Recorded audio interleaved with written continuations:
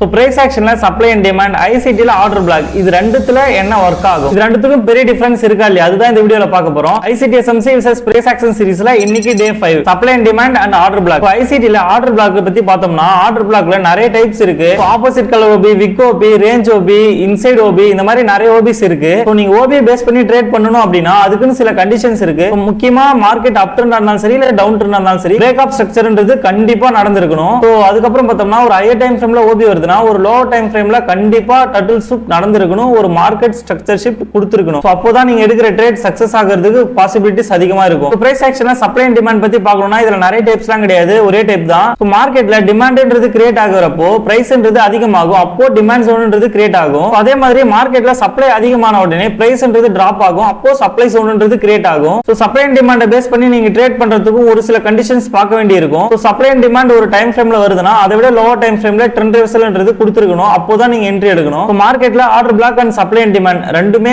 Almost ஒரே வேலையை தான் செய்யும், மார்க்கெட்டை ரிவர்சல் பண்ணிவிடும். ஆர்டர் பிளாக் விட சப்ளை அண்ட் டிமாண்ட் தான் ஓவரால் ரிவர்சலை ஃபைண்ட் பண்ண யூஸ் ஆகும். ஓபி பெஸ்டா சப்ளை அண்ட் டிமாண்ட் பெஸ்டான்னு சொல்லிட்டு கமெண்ட்ல சொல்லுங்க. சீரிஸ் மிஸ் பண்ணாம இருக்க நம்ம சேனலை ஃபாலோ பண்ணி வச்சுக்கோங்க.